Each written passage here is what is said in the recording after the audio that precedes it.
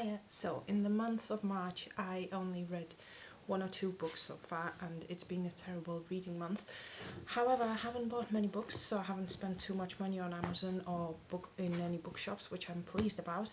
But I've discovered that my local 2 charity shops have an amazing selection of books, so I kept visiting them once or twice a week, and I ended with 8 books to show you. So this is going to be my charity shop book haul for March.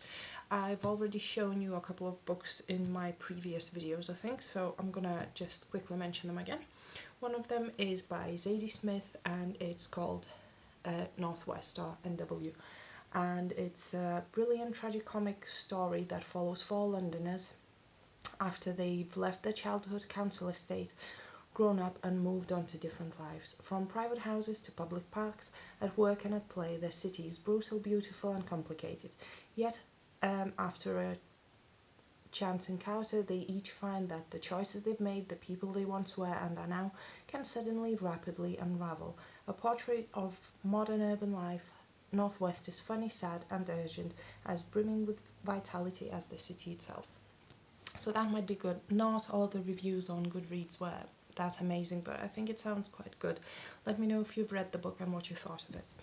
Another book, which is the book that I'm reading now, is by David Nichols, and it's One Day, and it's about this couple who meet on graduation night at university, and basically the story just follows them over the next 20 years and how their relationship develops. So far I'm about 100 pages in and I'm loving the book. I can totally relate to the characters, and I think it's beautifully told, and I'm really enjoying it.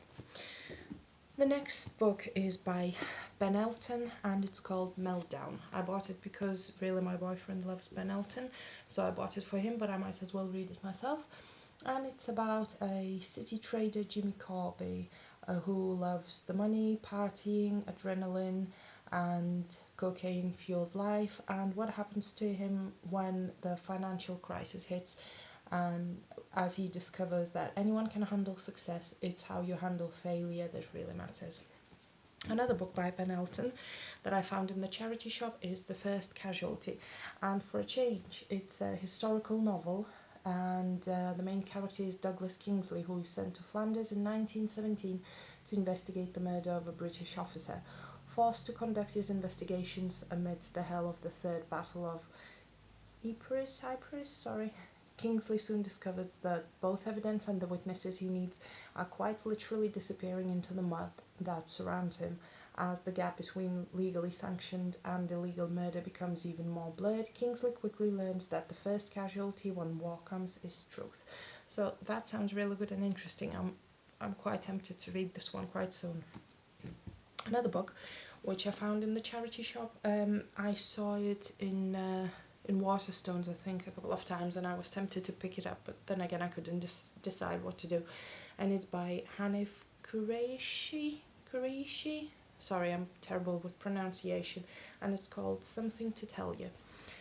And it's a story about Jamal Khan, a psychoanalyst in his 50s living in London. He's haunted by memories of his teens, his first love, Ajita, the exhilaration of sex, drugs and politics, and a brutal act of violence which changed his life forever.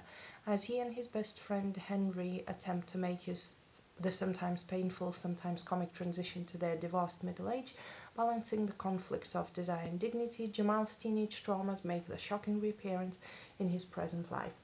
And the reviews from Sunday Times, Time Out, Evening Standard, Elle and Observer are really good. So it could be, well, it could be good, it could be bad, but it sounds quite good. Let me know if you've read it and what you thought of it.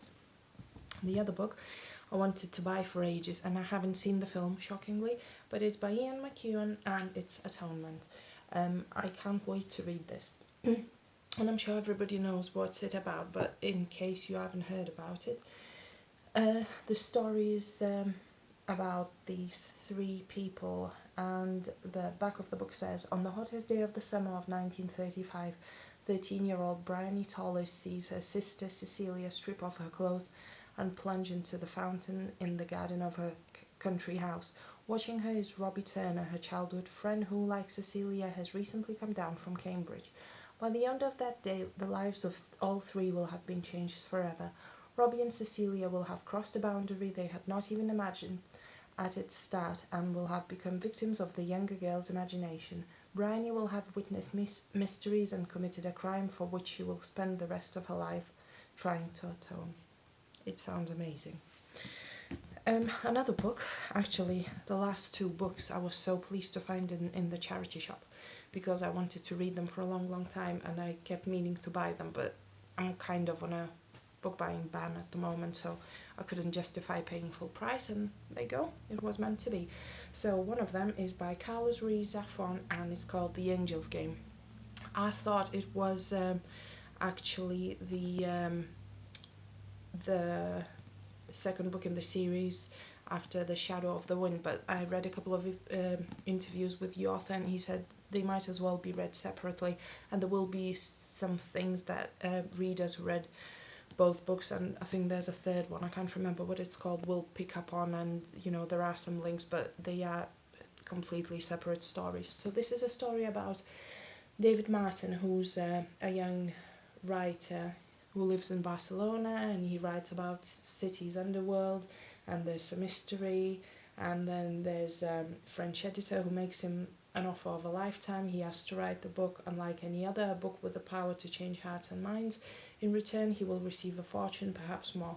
But as David begins the work, he realizes that there is a connection between his haunting book and the shadows that surround his home. So that sounds absolutely brilliant. And the last book, which I wanted to read for quite a while, is the third in the Millennium series. So it's by Stieg Larsson, The Girl Who Kicked the Hornet's Nest. I was so pleased to find it in the charity shop. It's completely brand new and it was only £1.49. So this is the third book in the series about Lisbeth Salander, and the basically that's how the story ends. I think at the beginning of this book she's guarded in the hospital because she was shot in her head, and basically she needs to be proved innocent, and it's just how it's gonna happen and how the story will end. So I'm really looking forward to reading it. It's quite a big book. It's 744 pages long, but yeah, sounds good. So let me know if you read any of these books, and thanks for watching. Bye!